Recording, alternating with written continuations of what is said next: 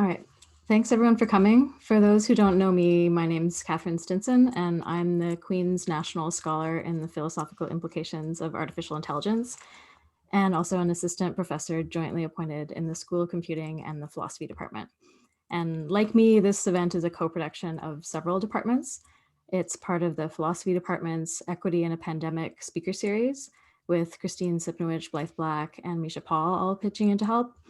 My co-organizer who really made this happen is Christian Muse from the School of Computing. And also from computing, we had support from Hossam Hassanain and Debbie Robertson. Norma Mullers from sociology was also involved in the planning. And from the Faculty of Engineering's Ingenuity Labs, we had support from Joshua Marshall, Ramsey Asfour, and especially Kate Copperthwaite. But most of all, I'd like to thank our speakers, Lana James and Bretton Fosberg, for taking the time to join us today. We're going to start this with a short talk from each of the speakers. Then I'll join the two of them for a panel discussion. And finally, we'll open the floor to the audience to hear your questions and comments. And as the announcement said, this meeting is being recorded, but the meeting will end before the audience Q&A. So it's my great pleasure to introduce Lana James. Lana is almost finished her doctoral studies at the University of Toronto in the Faculty of Medicine, and she's now working at Queen's as the AI, Medicine, and Data Justice Postdoctoral Fellow.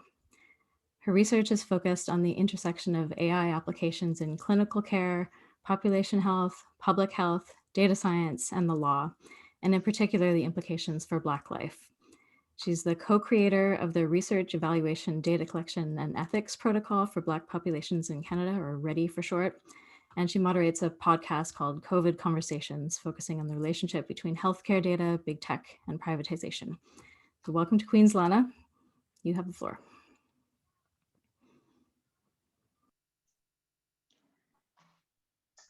First, I want to say thank you for inviting me. I really appreciate it. And then I also wanted to share that it's not a podcast. That's a good idea. We thought about it, maybe, but we have online content where we did online engagement. So thank you for that. And the other piece I wanted to share was that being invited to, comment and think through the coded bias, during the pandemic when so much is visually present, but yet not understood and captured, right? And so the irony of a film that tells us and points out to us how information is gathered, how information is channeled, and how information is recycled for some players in certain ways. But yet in moments like this, with the data grabs that went on and continue to go on during the pandemic, that data does not do anything to cease Black suffering or Black death.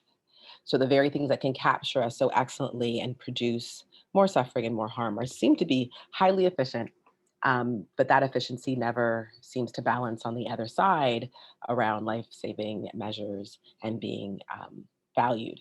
So I think it's really important that we keep within context both the time in which that film was made, which was really in all essence yesterday, and the day we sit in, because I'm in Toronto, and just in terms of land acknowledgement, I just want to acknowledge the lands on which I am here in Toronto, and I know we're in different geographies, and the right to be, to play, to live. I'm deeply appreciative of that. And so I just wanted to highlight a few things, and I'm looking forward more to the conversation and the dialogue. So I just want to put some things out there to get us thinking. I'd like to kind of focus in on how race gets produced and reproduced, and how the coded bias provided us with yet another example of how erroneous categories and conceptions such as race can then produce a whole set of regulatory systems that manage and sustain it, and that those can go for centuries. And so we're even here in this moment because of the 1454 papal bull of Nicholas V, which then extended itself in 1455 to include the domination, subordination, extinction of African peoples in Black and white. Yeah, and that is the papal bull that brings us into this moment, and how interestingly the technology continues to produce both the weapon, the method, right? And the final say. And here we are with mechanisms that make that papal of 1455, 1454, and keep it alive and keep it present as if it was just yesterday.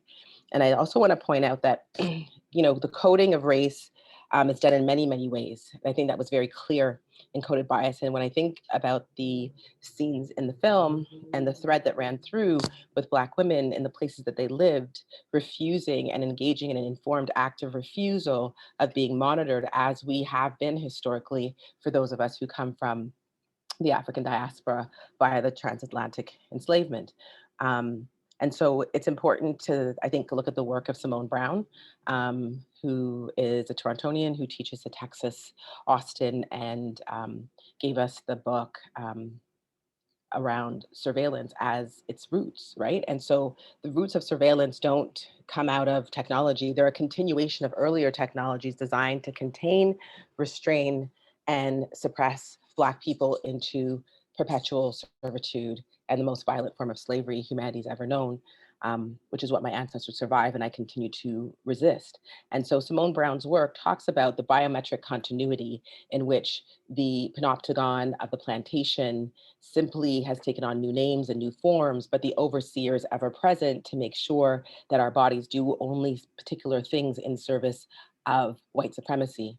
And we see that with the battle of facial recognition, this is the same methods by which we were apprehended and told to be insolent and put to whip and put to death.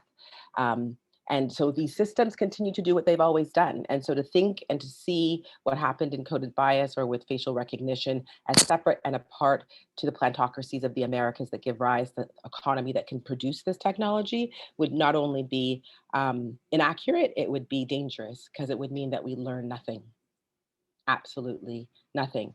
And so for me, I would like to point us to the work of Simone Brown and her work in looking at how the, the commitment, the investment to control Black life that flows out of that 1454, 1455 papal bull orders us racially and through gender and through class and through time and space.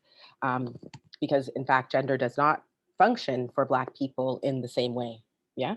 And we know that by the rates in which we get murdered, whether we are cisgendered or transgendered, but in particular, what that work does. And I'm going to leave that there because there'll be more to be spoken about that. And I also want to point out that this is simply another leg of the struggle. And I think it's important for us to think through that in terms of the racial constructions of the kind of work that needs to be done and is being done.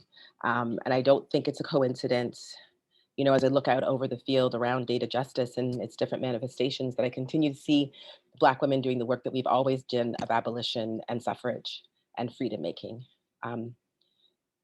And so I think that what coded bias also points us out to is the commitment to organize and to do that organizing work in a way that is always about the lives that we live, and more importantly, about the freedom and the arcs of the future that are not contaminated by white supremacy.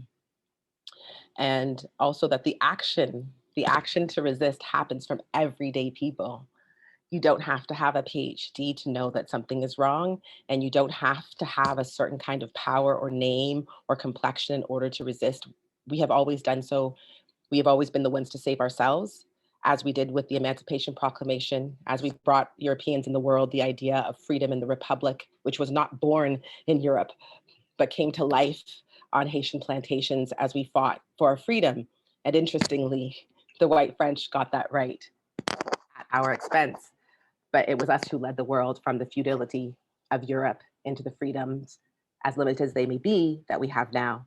And so I think that what coded bias points out is that the work of my ancestors, um, unnamed kidnapped Africans, to the ones that we do know the names of Shajoy Truth or Viola Desmond or Ida B. Wells or Ruha Benjamin or any of the women that I stand with, we continue a struggle for humanity that defines what it means to be free. Before we were encapsulated, Europeans struggled with a horrible feudalism. And through our struggle to gain our humanity back from which it was illegitimately stolen, the world has come to know itself in a different way. And so, as an Indigenous woman who is displaced in diaspora, I am glad to see that coded bias continues a narrative of freedom seeking and names how the overseer works in the 21st century. And I hope that through my few words now that we think about how this is a reproduction of the plantation, and that the plantocracy just simply does what critical race theory tells us it does. It morphs and it shifts, it accommodates, but it never actually changes because white supremacy is durable. It's a bid for power that's based on greed and violence. And in order to make that acceptable in the 21st century, we've moved increasingly to various forms of algorithmic racism and segregation. And in my PhD work, where I've coined the term AI apartheid, and I describe that. So I'm hoping that we can have more conversations about that. And I'm just going to leave it there and invite questions when it's time. Thank you. It's hard to resist jumping in with more questions right now, but what I need to do is instead to introduce Dr. Bretton Fosberg, which I'm also excited to do. So Bretton got a PhD in Science and Technology Studies from York University in 2017. He then worked as a research fellow at the Rotman School of Management at the University of Toronto, where he led the Working Beyond the Binary project with the goal of improving workplace conditions for trans and gender nonconforming people in Canada. Now, Bretton is a senior user experience researcher at Wealthsimple, where he continues this mission of creating institutional change in the service of more just futures. So welcome, Bretton, and take it away. Hi, everyone. First, Lana, thank you so much for that speak. I am sad you pulled down Simone Brown's book. I liked seeing it in the background. So there, if you haven't read it, I recommend it. It's amazing. I'm Catherine, thanks so much for having me here. I think the reason that I accepted this talk is because, if we 15 years ago, when I was a student in science, mostly in biology and computational biology, who was interested in philosophical issues about like scientific racism, I didn't know that there was a space for me kind of outside of academia to bring forth the issues that I cared about. And so I think for me, I think it's really important for someone that's no longer in academia to kind of give students a kind of picture outside of what a future could look like. Even if you care about these issues, that there are spaces for you, of all places, I work in a technology company. So I'm sure like I bring like a very different perspective because the place that I'm in is so dramatically different. However, I was schooled in, critical science studies. A lot of the actors like Sophia Noble and Kathy O'Neill, like all of those people were core to how I came to grow up and understand technology. And so I think for me, I just want to be here as someone in tech that cares about all the issues that the film brought up. And so to show students that there are other futures. And so for me, a lot of my job as a researcher is to help guide our product team in thinking about what inclusion and exclusion looks like. What does equity look like, from very like mundane things about how you think about whether we invoke ethnicity or gender in forms, like at what cost, for what reason, but also just to help people understand. Like I have a direct lens into the product developers to help them have a different framework. And it is yet one other angle to try to put resistance on these systems. So I think I'll say that. And then the other thing that I wanted to talk about too is that I was invited here because the film talked a lot about race and the critical role that race plays in coded bias. But I think what they only mentioned on in passing is about gender. And I think that what I wanted to do is just kind of add some provocations around gender for us to talk about as we go through. So I think the first is that like we all know that computer systems kind of reinforce the gender binary and how this is really harmful to trans and gender nonconforming people. I think even in the film, Joy had mentioned it. But I think here it becomes really important that the ways that it does that is very different than it does it about race too, because for something like gender, which we now understand as being someone's internal experience of their gender, which is kind of differentiated from sex being however we want to define it. But that like within computational systems, often gender is deployed as binary, meaning it's only male or female, immutable, meaning that like once a category is assigned, it is no longer alterable. and I think physiological. So that's something like that gender is something that could be externally expressed and understood, be it through curvature of the face, sound of the voice, like any kinds of like physiological anatomy characteristics. And obviously, as soon as you think about trans and gender nonconforming people, all of those things that we use as markers of gender become very difficult. And so I think one example that I think is really important that I just would offer here to the group is that of scanning technologies at airports. And I think they're really interesting because not only are they technological systems in and of themselves, be it a scanner, but they're also made up of like algorithmic decision making. So there's a risk algorithm that is calculated in there that relies upon an understanding of gender for you to flag whether someone is a risk or not.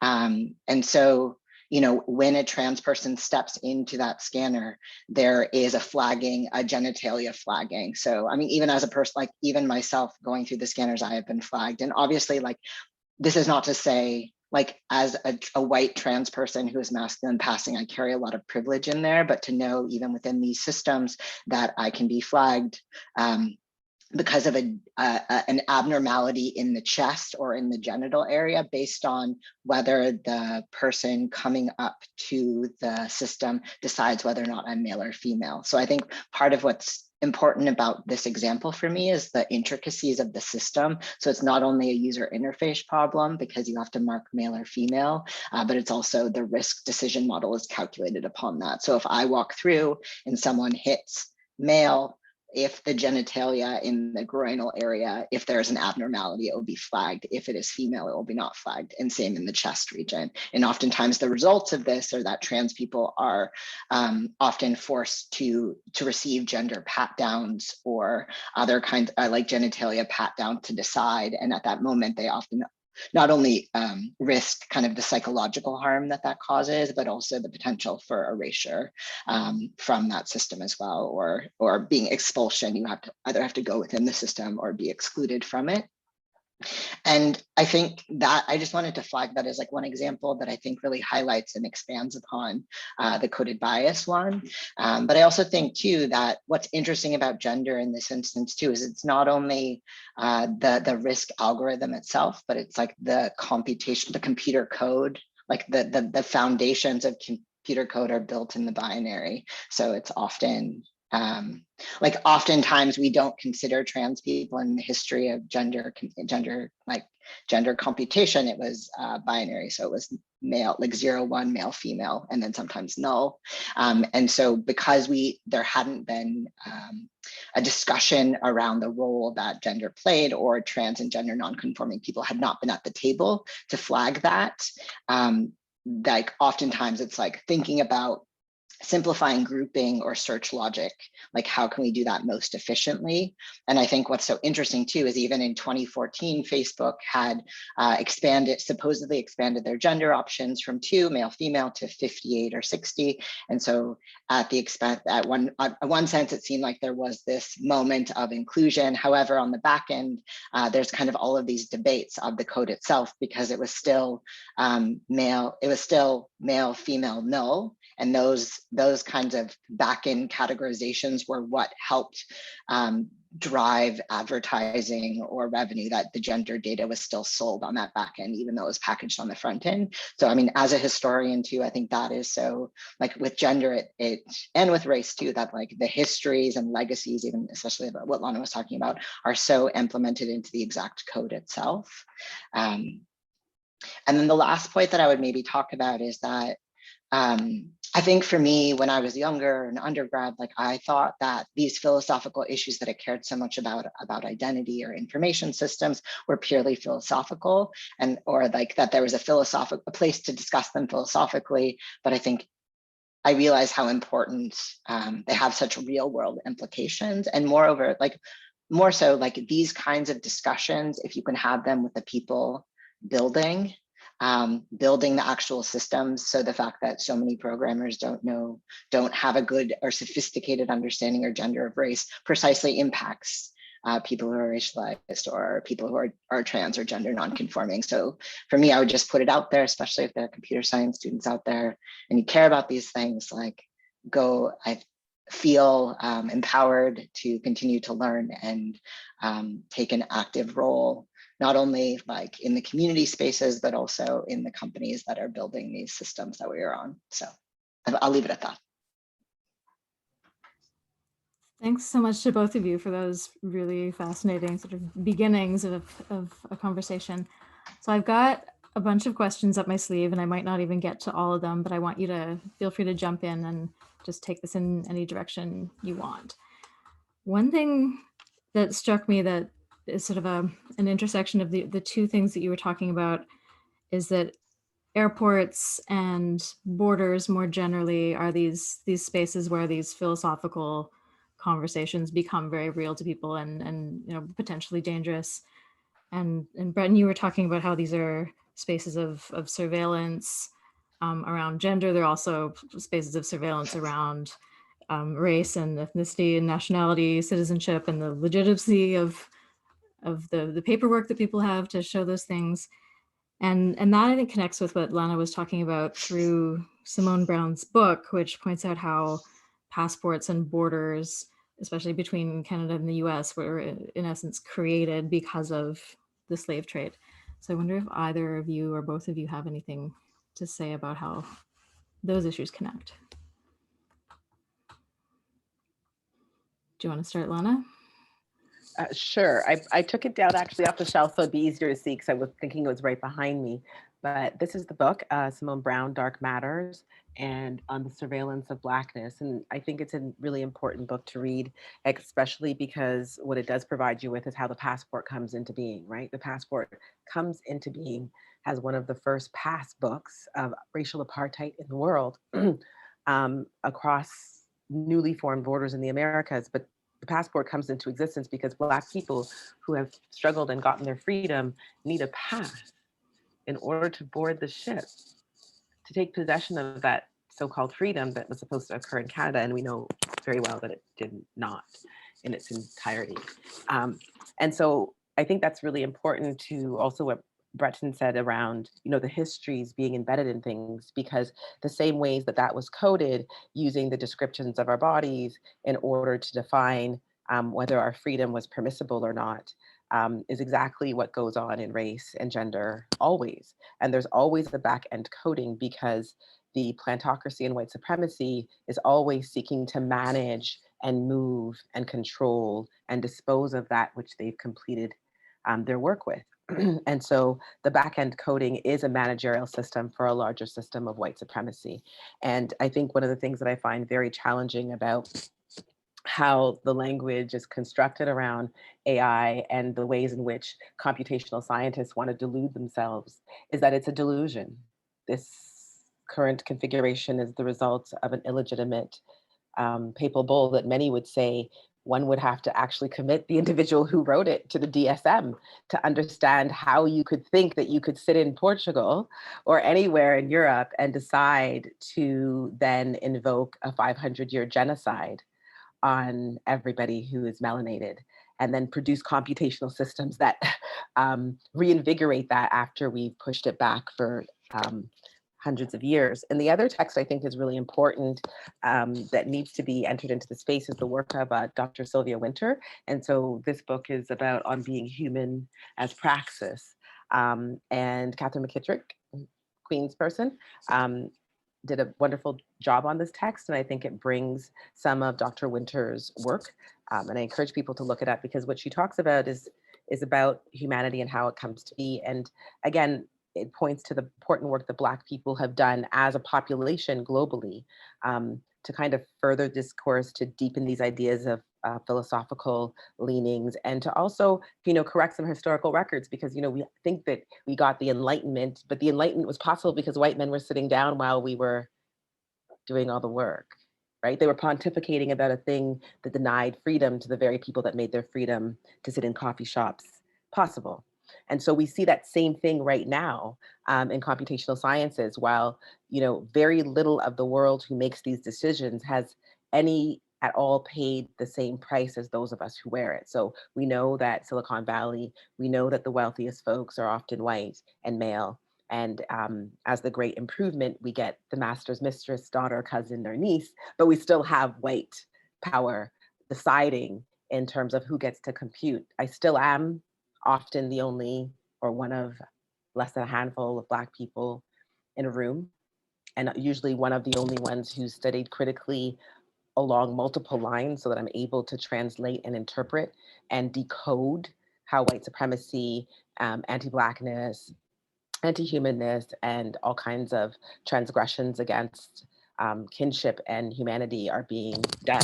And then finally, I also want to bring up this book because to understand the coded bias within the Canadian context, I think we actually just celebrated our 50th anniversary of a key event that he writes about in this book, and it's called Fear of a Black Nation. It's by David Austin, and it's race, sex, and security in the 60s Montreal.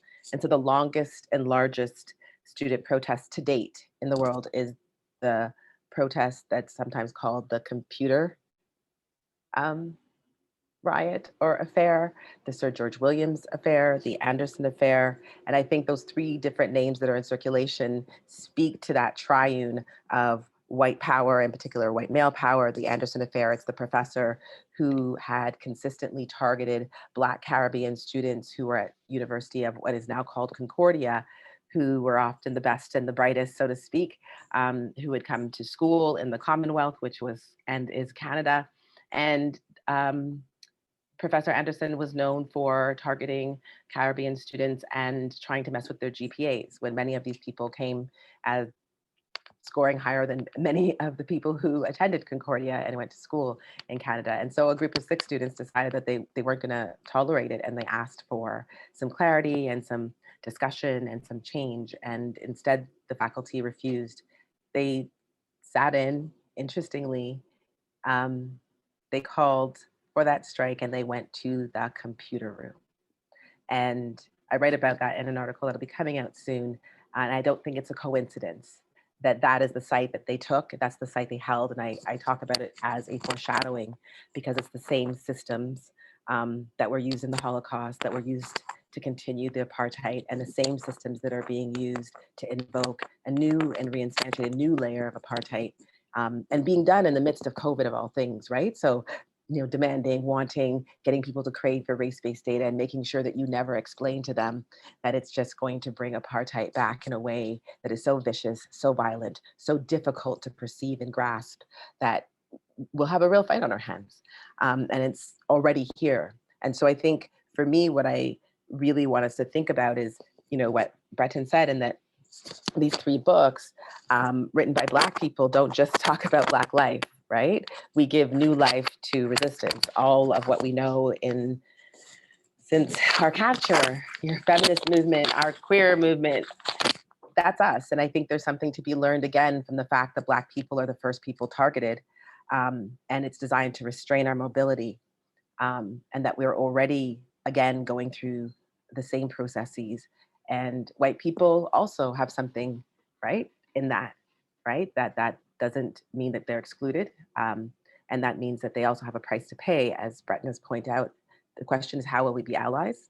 How will we choose to organize in the truth of the 1454 or 1455 Papal Bull, and not in the name of this corporate strategy called EDI? Because equity is a legal principle, and it's the principle of unjust enrichment and creating remedy. EDI is a corporate strategy that has to be languaged, yeah?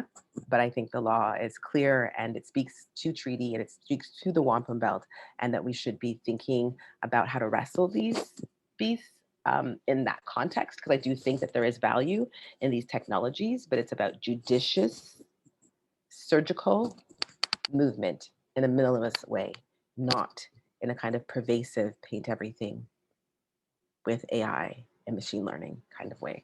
So I wanted to offer that up.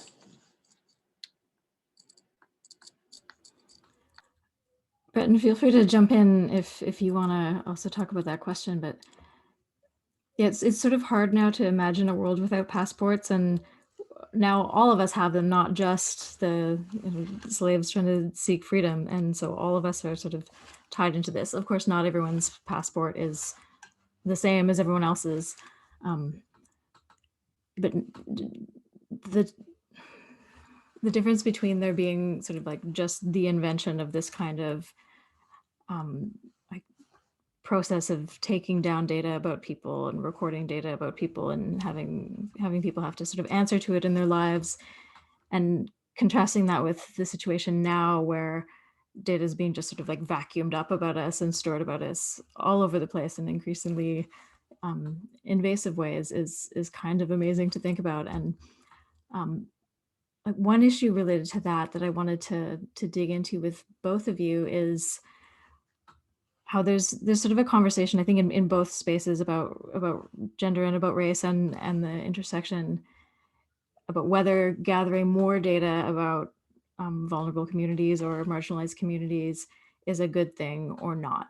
So there's one case for it being a good thing, that if you have more data, then you can identify where inequities are happening and you can sort of like prove that inequities are happening. So over the carding data from Toronto in particular, there's a conversation going on over, should we destroy it or should we keep it so that we can prove that the carding was happening in certain ways that are not reasonable, or should we get rid of it so that there isn't this database sort of following people around in their lives. And similarly, there's conversations over like whether being able to do things like change your gender on your official documents is a positive thing, or whether it just sort of like further embroils you in a bureaucratic kind of morass where now that information that you've changed your data is following you around and it doesn't really always work the way that you would hope it to work. And so Bretton, you I think worked a little bit with the TransPulse project, which is all about gathering more data. So I think what's hard about that question is there's no simple answer to it.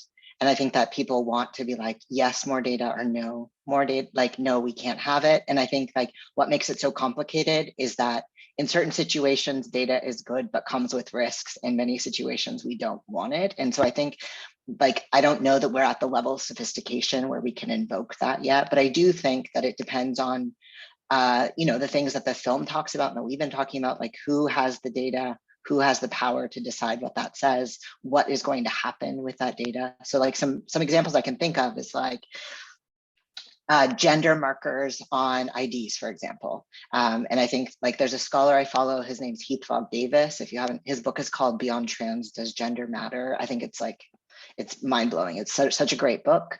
And he talks about how like a lot of trans people want to advocate for being able to change gender markers on IDs.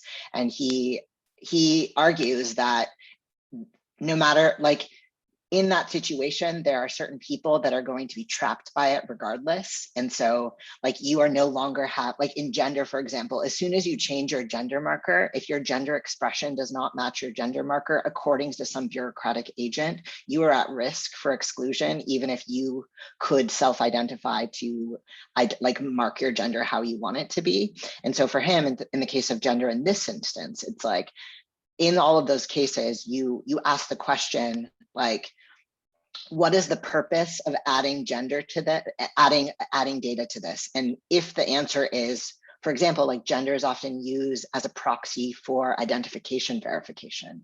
I'm in a financial technology company. That's something that people talk, there's legacies of that exist, but that's bullshit. It doesn't work anymore. It's not something that is a valid form of identification. So in this instance, it should be like, what is the purpose? If the purpose is identification verification, strike it. But for him, if he's like in other instances, and this is where something like TransPulse comes in, and maybe I would love to hear Lana's thoughts about it, like because of race-based data, but like for TransPulse, for example, which is a community-based survey of trans people, the idea that there is zero data on trans people because there's no gender there's no other options in census-based data, it just means that trans people are not allocated certain kinds of medical, we don't actually know the prevalence. We can't actually argue for certain kinds of like medical supports, et cetera, because there's a complete erasure. So in that sense, it is called for to help remedy a historic injustice. However, there are all of these risks that come with when you start to gather gender variant disaggregated data, that it could be used for other purposes. And maybe I'll give that, I'll volley it to Lana to keep going on it. Thanks, Bretton, for that. I think that you brought up some really salient points, and I'm gonna try to just follow along a bit because I think it just needs to be done. So when you talked about, coding for gender and how there are problematics around choosing to, update or change your gender markers, and what is the question, what is the work to be done? I think that what those legacies also, bring us into contact with is how, race and gender are inextricable. So it functions differently and class, right? Like it functions differently when white people do that.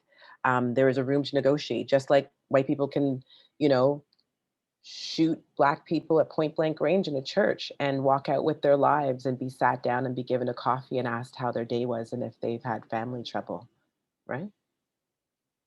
Or they could mow down people on the street and live.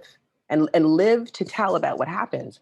And a Black man or a Black woman can simply be in their house and be shot at point blank range and never have to hold account, or better, maim you and have your eye pop out of your head after beating you with an iron bar and let off, right? Because your father's a police mom in the police, right? And you have those relationships. So there's a relationality between the person made subject to these systems and the system of white supremacy, right? And its agents.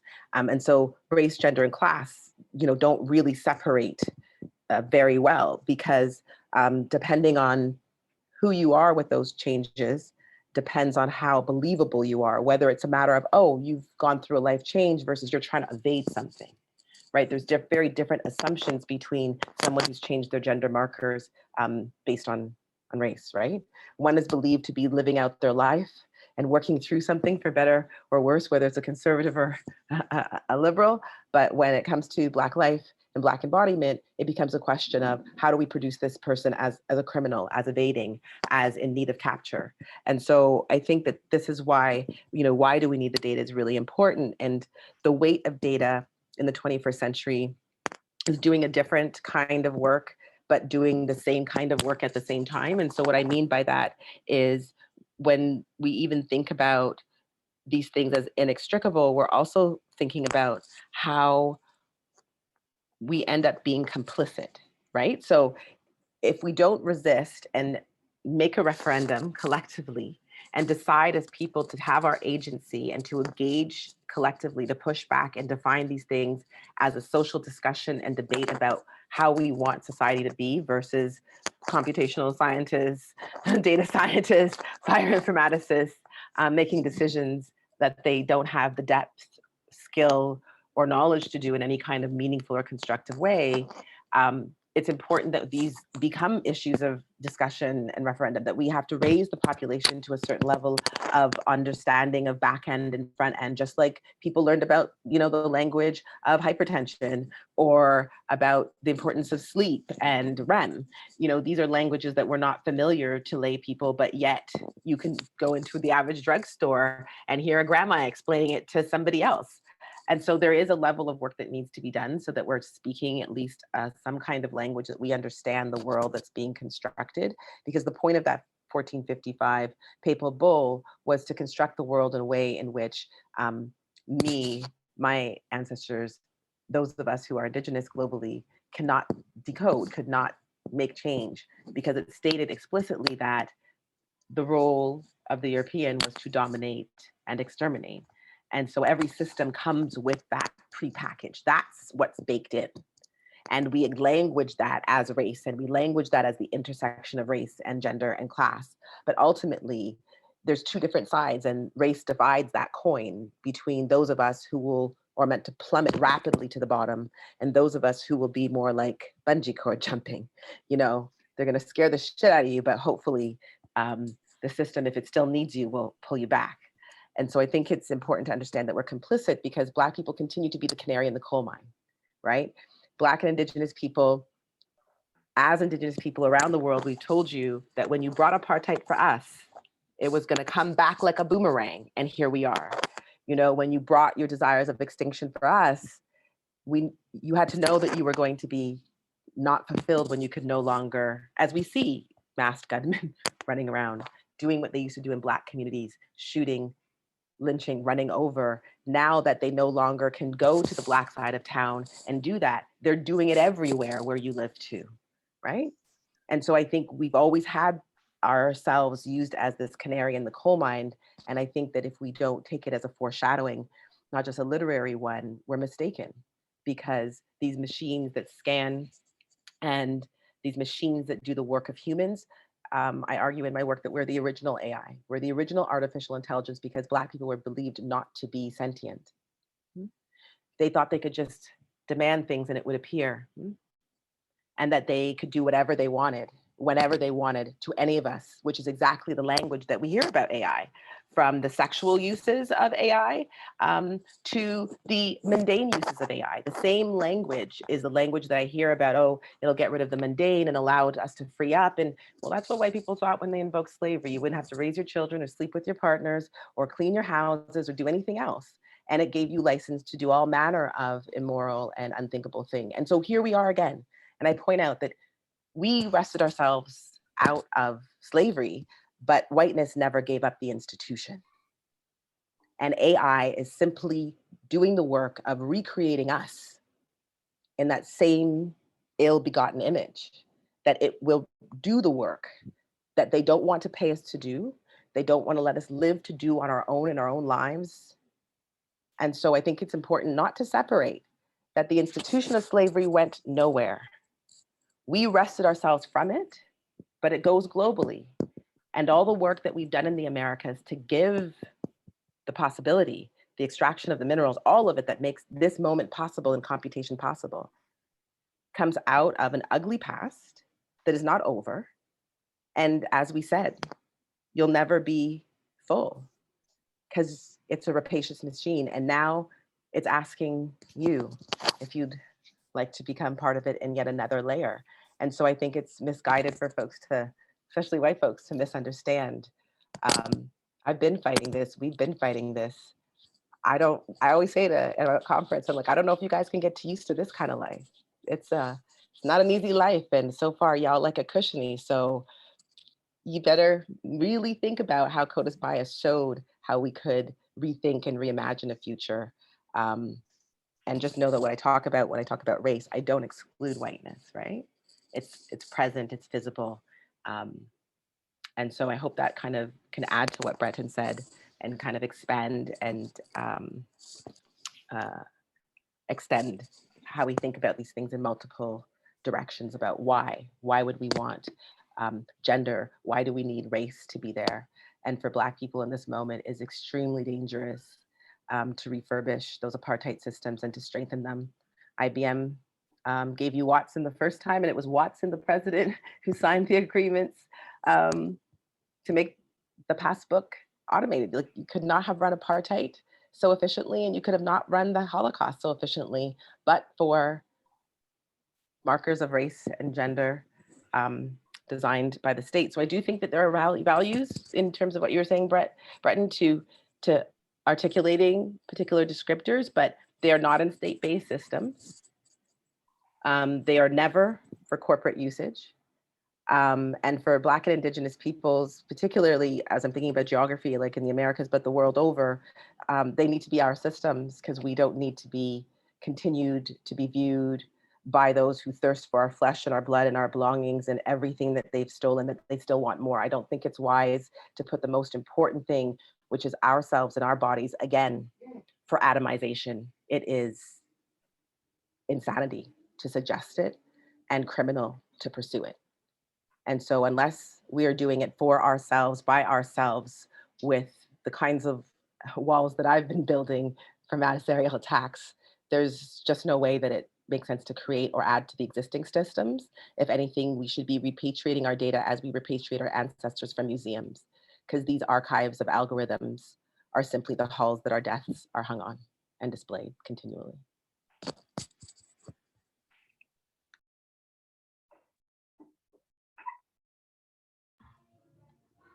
Bretton, do you want to?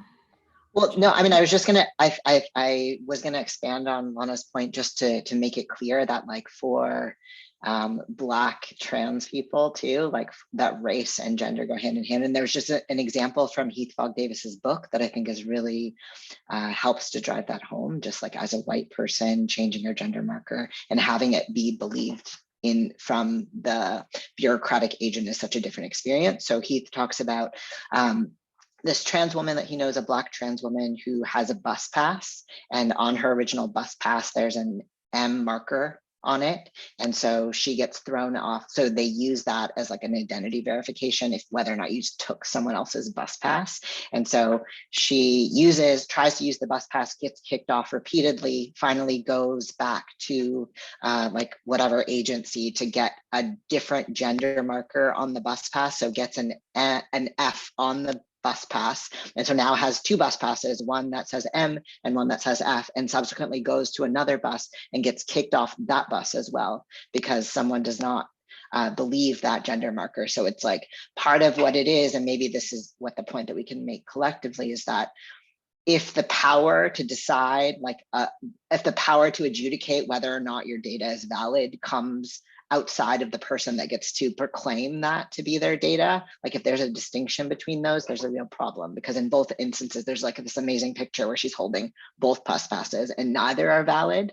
So it's like by the system, it's supposed to be this verifying system. However, she is completely excluded from the system even using both. So I feel like that's just like such an important example of showing the relationship between race and class and gender, and also to show the ways that, you know, the system that tons of trans people advocate for, which is just like, we need autonomy and agency to declare our own gender markers on our state-based like identity documents. But really in that situation, like, you know, it might be a much better, I mean, obviously because we have them, it might be a better, like, other people who advocate to strike that marker in the first place, because in that sense, whenever that marker is invoked, there's a potential for discrimination that happens in it because someone else can decide whether or not that's a valid marker. So I think I thought that was. I want to jump off you there, Bretton. Yeah. And Okay. I was attending something called Identity North. So for those of you who are in Ontario, I think most of us are. They had the province supposedly were consulting us through a marketing instrument. Yeah. So the province of Ontario is, they said when they came into power, open for business. And so that means just about any business can go into the province of Ontario and get dressed up in government's clothes and send surveys to you. So I attended the conference, or sorry, this is the workshop. They have a conference and then they have workshops. So I attended the 2-day workshop, looking to understand what is this tool, because I'm very familiar with the discourse around the one identity. So that's the idea that you get one digital ID and that there is this third-party vendor and an entire system of white people creating their new panopticon about how we should report ourselves and be, quote, verified persons. And so this is another scavenger of the digital system where we have currencies, we have a governmental system, but again, the neoliberal desire to break that down so that commerce can be separated from the Constitution, which, remember the last time that happened, we ended up enslaved, right?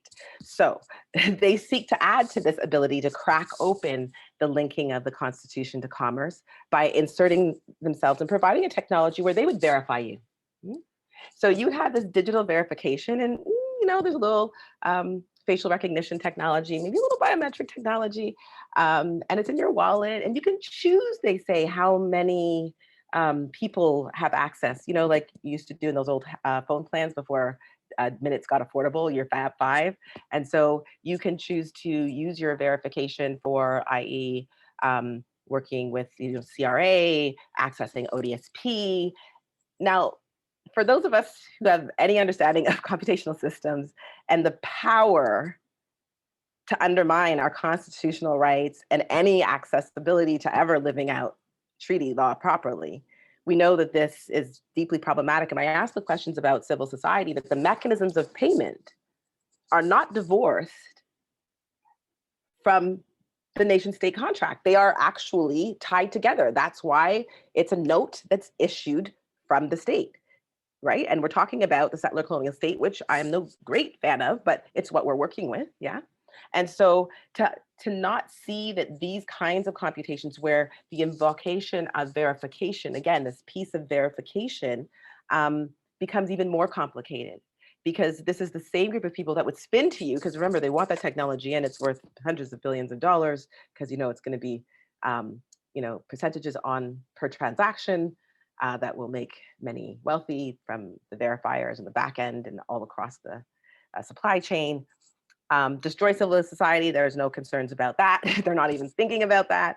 But what the implications are for folks like me, like folks like Bretton, folks like all of us who don't fit who they imagined as the agent of the white settler supremacist state. And so this third party don't be surprised if you don't hear it as a suggestion to your quote problem, Bretton, especially given the institution that you work in, because this is a financial instrument. This was brought forward to the World Bank, and the global data justice community said, no, hell no, to any one number that follows anybody across a lifespan. But yet it was brought to us with no background. So there was no précis, no preamble that said, here's a brief literature review of these kinds of technologies. Here's how different countries have dealt with it. It's as if it was brand new as a baby's bottom. Like nobody's ever discussed one number. Like we never had slavery in the brand. Like we never had the Holocaust. Like we never had Namibia. Like we never had a whole bunch of atrocities where when you attach numbers to identities, you end up with genocide and ethnic cleansing everywhere, every time, unbroken record. And so the province of Ontario was able to present this. There was nothing lodged by the Human Rights Tribunal. I'm the one who had to convene a meeting with folks to say, is anybody curious about the failure to parse this against what this means for human rights? That a third party instrument would even be conceivable as allowable to verify residents and citizens. It says that we're actually on a plantation, because remember, a plantation is not this magical thing from Gone with the Wind, right? It is a self-contained city-state. You can kill, you can murder, you can create whatever you want on a plantation. No one had jurisdiction over the master unless it was in relation to another white man. And so these verification systems function in a very similar way, except now the whole world is the plantation and mass is the one we have to verify. And they spoke about this as if it was nothing, to verify it. And even my face didn't cue them in. I was like, really? You think this is a good idea? So I wanted to problematize. It does seem to be a growing trend recently to merge databases. So like we have health records and we have census records and we have tax returns and we have driver's licenses and so on. And until very recently, those were all kept very separate, and within government, it was sort of taboo to even talk to the other departments or share data. But that's breaking down, or that's changing, and I see that happening like even faster right now because of COVID. So there's the tracking apps and the sharing of health data through new platforms. All of this sort of really ramping up right now. Yeah, I don't have a question at the end of that, but you've already sort of spoken as to why that is dangerous. But like, how would you put it to someone who doesn't have the sort of awareness of colonial history, of surveillance, who hasn't read people like Simone Brown? Like, if you didn't have sort of like a whole course that you could give them on this, what would be like your sort of simple explanation of like why we should be concerned about this kind of data sharing? Why should we be concerned about surveillance? And maybe like in health in particular, that would be a good place to look, because that's one of the places where sharing data seems like to be like the most positive thing. People are most sort of excited and optimistic about more data sharing and more data gathering in health. You're muted. To your point, and I'm going to try to combine it with a thing here, and maybe somebody can, if you can take a look at this question, right? You can take a look here to try to tie it in, because I think I understand what they're asking, but I'm not sure. So I said I was going to try to tie it in. But to to your question around health, what we're seeing with health is that it has and continues to be a Trojan horse, right? Where it's the one place where you're going to give up things or be asked to or be inspired to that you would normally logically be like, heck to the no.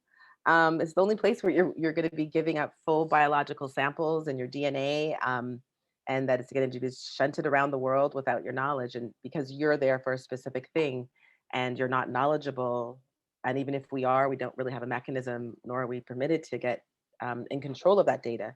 And so I think what's important for folks that don't, like, this is the first time they're encountering it. If I was to say like the safe word is basically, quite honestly, it's just as simple as it's whatever belongs to you. Once it's datafied, you no longer have control over it, and it can come back to do very violent things that you never imagined, that are unseen to you, but that you will feel materially, from getting the wrong kind of support that you need to having the higher insurance or the delisted service that is increasingly growing in length that we will need American style insurance for. Um, and for Black people, you know, the idea that we would be excited about AI and medicine would mean that, in fact, you've literally never read anything about Black life in relation to medicine, because medicine has literally used our bodies as walking laboratories. And so Black people have had very little to gain from clinical care. The world has gained everything from us, from cancer cell lines of Henrietta Lacks that have given billions of dollars and miracles to white lives. And some of us have been lucky enough to get the edges and scraps of those in clinical care, to the ability of what we have known to us in reproductive clinical care, which comes from Black women literally being dissected while they're alive in a theater of white medical students. And so the history can't be separated. And so in relation to health and clinical health, which is the area I specialize in, it's important to know that those histories give life, and that the kinds of clinical diagnostics that we have are rife with race medicine. And I'm racing a clock, cataloging it in the Canadian system.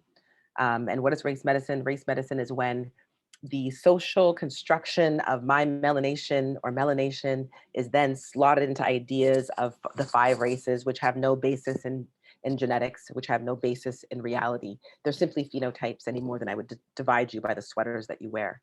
And that piece of information, constructed information, is then used to make a diagnostic predicament for you. So it decides whether or not you need further investigation, whether or not your situation is believable, whether or not you're worthy of treatment. And so how does that happen? I'll use an example. There's a wonderful book by someone I admire very much named Dr. Lundy Braun, and she writes about pulmonary function and how race medicine functions there. It's a wonderful read. Do read it. It took her 10 years to write it. It is a trove. It takes you through the construction of how racial discounting works in medicine. And so, for example, if Bretton and I were to go in for an assessment on our respiratory health, what would happen is when Bretton completed the test and I completed the test, Bretton would have his data measured against a reference of what is clinically marked out as different conditions. So if your range is in one place, you might have more of an obstructive disease. If it's in another place, it might be a more constructive respiratory disease. And that would then decide what happens based on the score. But something different happens to me, even though we had the same day, the same time, even the same doctor.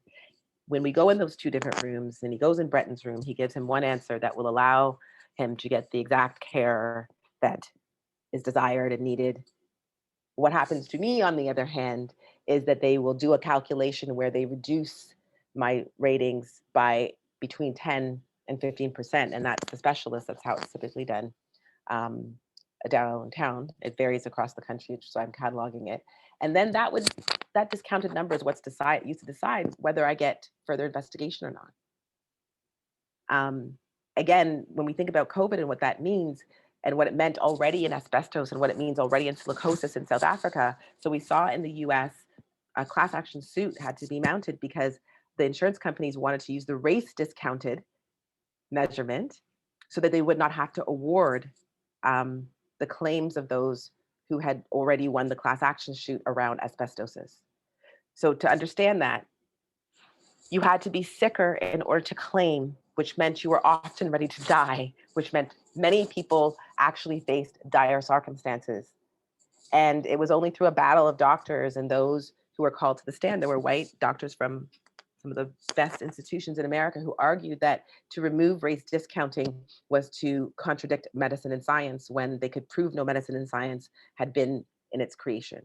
And so this matters because when that gets picked up in the training data, like if you suck up any of and all of the specialties, they are rife with race medicine. We saw it in concussion and cognitive, right? When we saw the NFL players who had that long battle, they finally got the concussion fund. We see in August where a Black player who his doctor identified, he had his MBA, he was living his life. They recognized the symptoms had come on. They submitted the paperwork. The insurance company said, okay, you're entitled to this according to the scale. And they said, oh, you're Black. No, you're not. And so a sport that is done, the heavy lifting, the 200-pounders running at the speed of light, being bashed for entertainment that make hundreds of millions of dollars, who are Black, are successfully being denied the thing that they fought for. But who will benefit? White men who don't actually primarily take up those roles on the field and get hit that hard, right? And so we see how history and the usage of science and medicine are woven together and then produce another kind of violence to the survivors and descendants of the original insult of enslavement and colonization, right? And so he's literally being treated like a plantation worker who's been tossed away and left at the side of the road, right? Because this is a for-profit healthcare system. How is he supposed to be getting the things that he needs? Instead, he has to engage in a class action suit, which was filed at the end of the summer of 2020, and it's going on right now in battle. So these are issues of like life, quality of life, and death. And so when we think about the training data that gets sucked up in the specialty of respirology or pulmonary, as they call it in the US, it depends on where you are, we have hundreds of years of a data set that basically discounts us as being human. And so, when we talk about those gender markers also always betray us because Black men and women are never Black men and women. I mean, that's why they coded us as primates, right? That's the problem that Google had, right? Like that's what happens to Black life. We get categorized outside of our species. So gender is like almost, humanness is almost something that science goes out of its way when it comes to the computational sciences to put out of reach, even though we already won. It's kind of like the Confederates. Like, even though the North won, they still want to say they won. And in computer scientists, it seems like in AI, that seems to be like where they've all gone. It's like, oh no, you didn't get the Emancipation Proclamation. Women did not get suffragette. And so it comes up in these systems that are embedded. So I think that in terms of medicine, and I work on race medicine, and I actually did a podcast on it. So it's a 101 on this topic. So if people want to learn more about that, maybe I can share it with you, Catherine. I'm not quick. It's AI Health Podcast. And it was January 7th. So if anybody wants to drop it in the link. But I think that might help us think through like some very practical ways. Like, asthma is one of the most common things in terms of one of the illnesses that people suffer from. And the idea that most Black people who go in don't even know they're being evaluated on a different scale, and that we get evaluated much later, and we're often much sicker, and we're often then precluded from everything from lung transplants to kidney transplants, just the right to our lives. So I leave it there. I'll add one piece, like a maybe different direction to answer your question on like what's the problem with data aggregation or like massive data collections.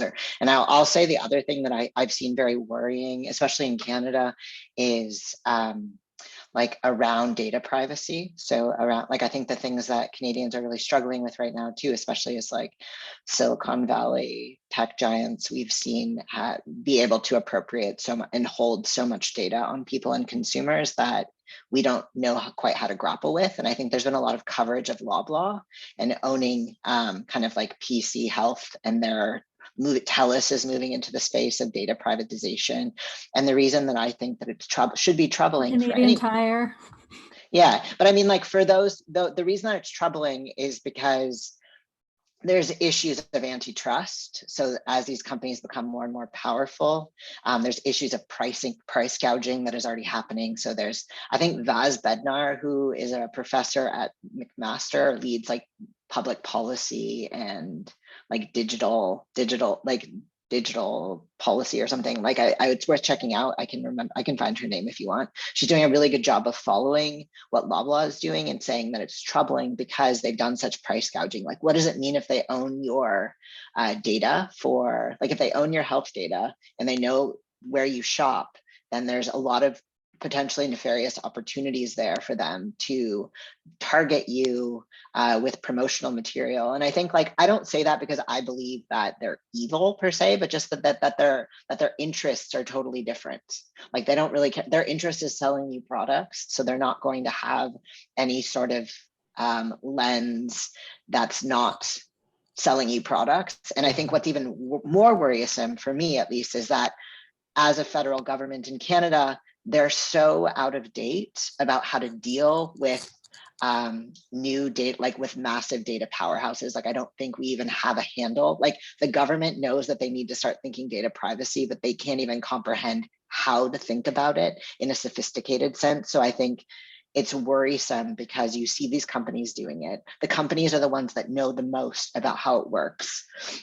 The government is the one that you'd imagine, if we're going to work in the nation state. Sorry, Lana, we're working within the nation state right now. I understand. Like, if you are working within the nation state, they would be the ones to provide adequate legislation that could be at least informed by human rights policy or something, and they have no idea what to do. And so we're kind of stuck in this awful place that, like, the talk now is like whether there's a cross collaboration between the companies and the privacy legislators, which adds all of these other issues because, and I think I've even seen that with like crypto legislation or others, because the companies know the most about it.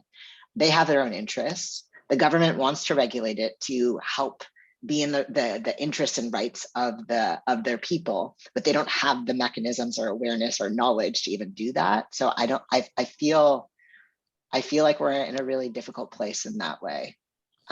Yeah. So I'll leave it at that. I would argue, Bretton, I think that they do know. I think that what we've seen is there's a playbook. What we've seen is a feigning of ignorance, because nothing here is new. When they decided to allow for commercialism on the platform, it was actually Zuckerberg who argued passionately to not do that with such a great thing. Facebook, I can agree with you. I can totally agree with you. I'm just saying with Loblaw, I'm not gonna. I don't know enough about how.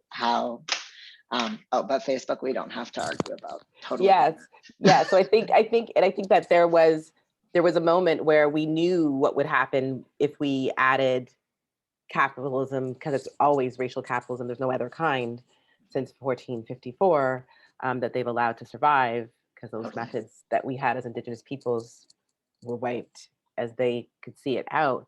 And so I think it's more of a playbook, right? It's a playbook of colonization where the crown pretends it doesn't know what's happening. And the crown did that repeatedly in West Africa, right? Because in that moment when they're slaving and they realize that they're like just destroying, he writes to Portugal and says, hey, I thought we had a good relationship. Can you stop your slavers from bringing all these guns and gunpowder? And they're being excessive now. This is destroying our society and causing great discord. And what did he say? He said, I can't help you. Like, they're free to do as they wish. I can't recall them. I don't know. I'm so sorry, my dear friend. And so we've seen repeatedly, from what is now called Ghana to Hawaii to Papua New Guinea. This is over and over again, the government and the crown and look the other way while the robber barons do what they're supposed to do, right? So I think this is a playbook. And I think that we have to call it what it is. And I think that when we stick with a decolonization, we're never confused. We know exactly who's on first and who's on second because no one's moved.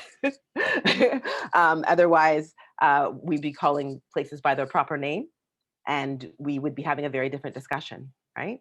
And so I think back to your point about data aggregation and the Weston family, and I think we need to talk about the Westons. Loblaws is one of their outposts, if you will, but it's the Westons. And I mean, this is the Westons that price fixed bread. I mean, these are people that rob the poor. These are people who chose to cut their entire workforce as much as possible in order to save money, and then turn around and take rebates from the government in excess of $1 million to modernize their capitalism. And that it was written in the newspaper. I was like, okay, am I missing something? Didn't these guys almost go into jail, pass go, no $200, and now how does that work? Because when Black people get charged with something, we barely get to have our lives. You're making it a little awkward to be having this event at Queen's University located in Kingston. So we should move on to the Q&A part of the afternoon. But before the recording stops, I just want to reiterate my thanks to the speakers and to everyone else who made this happen. So I'll stop the recording now.